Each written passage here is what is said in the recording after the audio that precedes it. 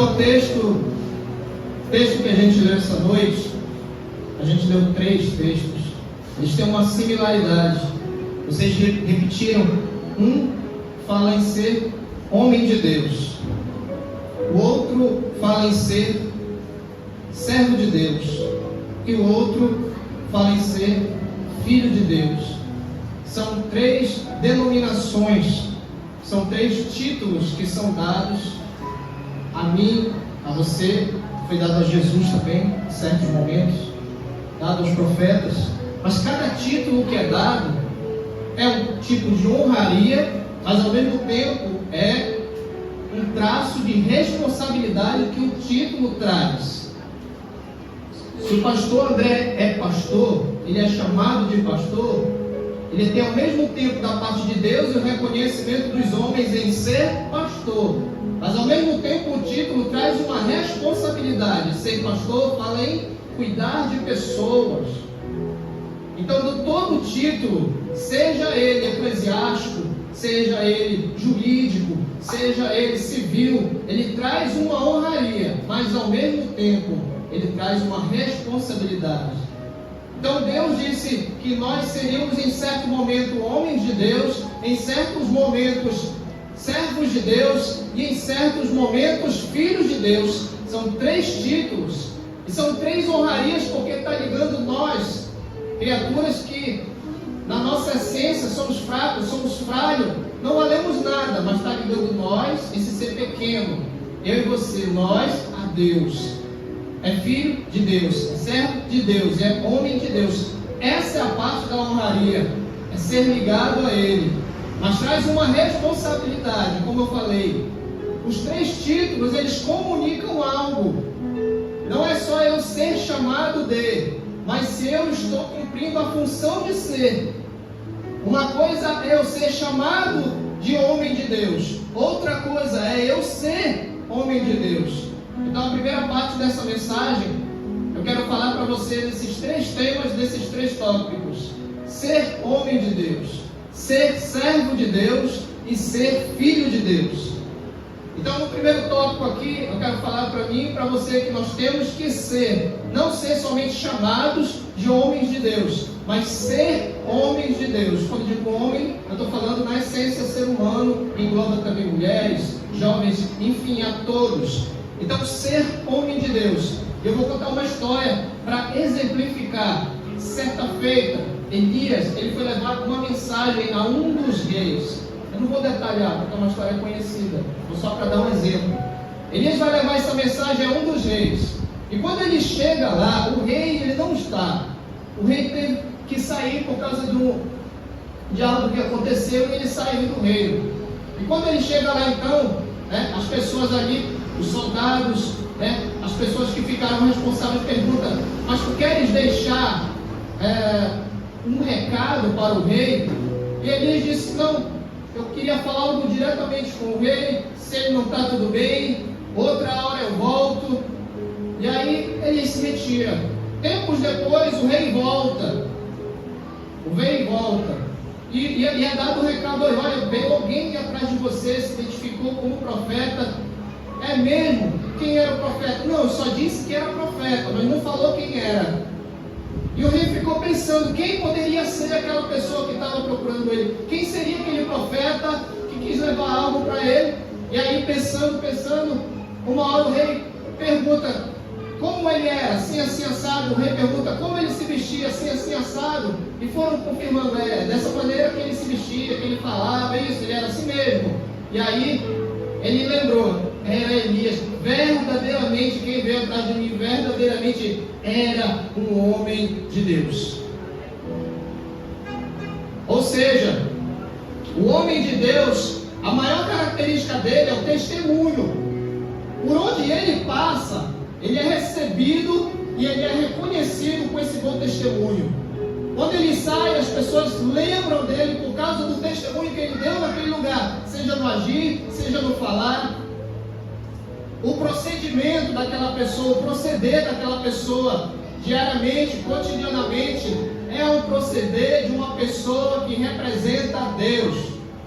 É um proceder verdadeiramente demonstra ser alguém que crê em Deus, porque ele faz as suas coisas, ele toma as suas atitudes sempre pautado com ética e com moral cristã. Então a maior característica de um homem de Deus, verdadeiramente, é ser homem de Deus. Ou a maior característica de um homem de Deus é ter um bom testemunho. A pergunta para mim e para você é: nós somos homens de Deus, mulheres de Deus? Porque se nós somos, as pessoas é que vão dizer, não nós. Porque se nós somos, elas vão dizer que nós temos um bom testemunho. O bom testemunho, ele não é dado tanto aqui dentro, também aqui dentro, mas ele é dado mais lá fora, onde o pecado domina, onde as pessoas te apontam, onde as críticas te rodeiam. É lá que você tem que fazer a diferença, é lá que você tem que dar um bom testemunho. Pergunta é eu e você: nós estamos fazendo? Estamos dando? Ou é só aqui na igreja que a gente tem uma boa reputação? O que dizem de nós? O que teu vizinho pode dizer de você? Que mora do lado, da direita, da esquerda, da frente, dos fundos. Não, aquele crente é confuseiro. Não, aquele crente é fofoqueiro. Não, aquele crente compra, mas não paga. Não, aquele crente se esconde quando presta atenção, bate na porta. Qual é o teu testemunho lá fora? É isso que interessa aqui dentro, porque aqui dentro é muito fácil ser crente. Ele não estava dentro de uma igreja, de um templo. Ele estava no mundo lá fora, e o rei reconhece verdadeiramente ele era o homem de Deus. Teve um homem de Deus aqui na minha porta. Aí é você que responde para você. Você está se comportando como tal? Está se comportando como um homem de Deus? Se tiver, é porque o teu testemunho está aprovado. Porque não adianta só ser chamado, não adianta ter a honraria. O que adianta é ser na essência. Ou seja, ter um bom testemunho. Não adianta aqui dentro outro irmão dar um tempinho na tua costa e dizer: tu é homem de Deus. Mas vale lá fora. Quando alguém está atolado no pecado, afogado no pecado, mas olha para ti e diz: verdadeiramente eu estou todo errado, mas você é um homem de Deus, você é uma mulher de Deus. Eu olho e vejo Jesus na tua vida. Eu olho para ti e vejo Cristo em você.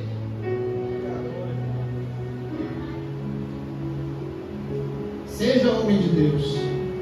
Seja uma mulher de Deus. Segundo ponto é ser servo de Deus.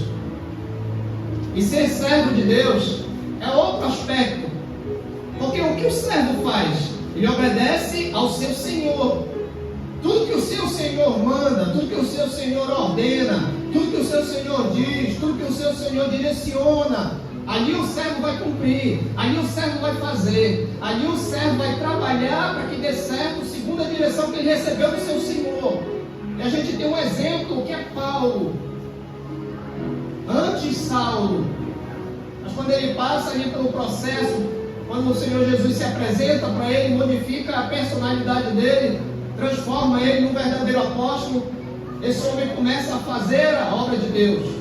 Esse homem começa a pregar a palavra de Deus. Esse homem começa a evangelizar, seja judeu, seja gentil, seja grego, seja romano. Para ele não tem placa de região, não tem placa de igreja. O que ele quer é levar aquilo que Deus entregou para ele, a palavra dele. Certa feita foi arrebatado até o terceiro céu, recebeu direção de Deus. Quando chegou aqui, colocou a direção em prática. Quando chegou aqui, começou a falar, a pregar, a viajar. Aonde as pessoas não iam, ele ia. Aonde as pessoas não falavam, ele falava. Aonde as pessoas não pregavam, ele pregava. Se as pessoas não abriam igreja, ele abria. Claro que não era uma igreja como hoje, pública. Era ali, fechadinha, na casa de alguém. Mas sempre ele fazia isso e ainda fazia discípulos. Deixou Timóteo. Fez amizades. Paulo foi um pastor, foi um pregador, foi evangelista, foi um missionário, fez a obra do seu Senhor, porque o Senhor disse: vai, faz a minha obra. E ele fez. Ele foi um servo de Deus. A pergunta também é para nós: estamos sendo servo de Deus? Porque se estamos, a nossa maior característica é servir ao pé da letra o nosso Senhor. A característica de um bom servo é obedecer ao seu Senhor. Você tem obedecido ao seu Senhor? Aí de novo eu falo, não é tanto aqui dentro, mas lá fora que o bicho pega. Lá fora que você vai ser cobrado. Lá fora que você vai dar exemplo. Então onde é que eu vou pregar a palavra como Paulo pregou? Lá fora. Onde é que eu vou evangelizar como Paulo evangelizou? Lá fora. Onde é que eu vou fazer as viagens missionárias aqui dentro do meu bairro? Lá fora. Você tem feito a obra de Deus? Você tem feito a obra do teu Senhor? Você tem obedecido a direção que Deus tem te dado? Nem que Ele não tenha falado com você diretamente, mas se Ele usou a palavra já dizendo, olha, ide por todo mundo pregar o Evangelho a toda criatura. Batizando em nome do Pai, do Filho e do Espírito Santo, crê e crê. Esse será salvo. É um chamado universal para mim e para a tua vida. É sair das quatro paredes e pregar o Evangelho. Nem que seja através da internet. Saia das quatro paredes e prega o Evangelho. Prega o Evangelho de formas diferentes, mas faça a obra. Pode ser de visita? Pode. Pode ser ação social? Pode. Pode ser uma célula? Pode. Pode ser pequenos grupos, grupo missionário, eu não sei que nome você dá, evangelismo de rua, mas faça algo para Deus. Se você quer algo mais de Deus, faça algo mais para Deus. Se você quer algo diferente de Deus, faça algo diferente para Deus. Agora, se você não quer nada de Deus, não faça nada. Porque você só vai colher aquilo que você plantar. E Deus quer te levantar. Mas você tem que querer. Deus quer te usar. Mas você tem que querer, tem que se dispor, tem que se disponibilizar a fazer a obra, a ser usado, a ser um instrumento, a ser uma ferramenta. Afiada e amolada na mão daquele que te criou, te planejou, te formou e te salvou. E esse é o segundo aspecto. Terceiro aspecto é ser filho de Deus. E aqui a gente tem o exemplo de João. A gente lê o texto, a qual a Bíblia diz que ele tinha uma intimidade com o Senhor dele, com o mestre dele. Reclinava a cabeça sobre o ombro do mestre. Ser filho de Deus, filho, fala de relacionamento, fala de amizade, fala de compromisso mútuo, fala de comprometimento, fala de lealdade. Ser filho de Deus é você se relacionar com seu pai. Você tem um pai. Você não é um filho que não tem pai. Não, você tem um pai. A questão é se você está mantendo um relacionamento com seu pai. Um relacionamento de obediência, de amizade, de cumplicidade, de intimidade. Assim como João desenvolvia, assim como João tinha essa amizade, essa confiança do mestre, a pergunta para mim e para você permanece. Você tem desenvolvido, porque o véu do templo foi rasgado. Isso quer dizer que a atenção do Senhor, Ele está para te ouvir 24 horas por dia. Ele diz que Ele inclina os ouvidos do céu para ouvir a tua oração. A pergunta é: você tem se comunicado? Você tem orado? Você tem buscado se relacionar com o seu Pai que está no céu? Porque muita gente não fala nem com o Pai que está na terra.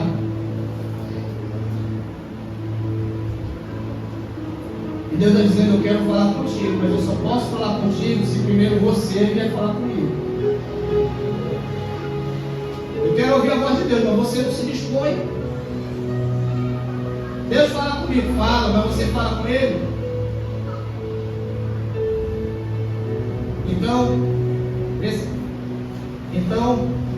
essa é a primeira parte que eu queria falar para você. Que você possa ser homem de Deus, servo de Deus e filho de Deus. Amém?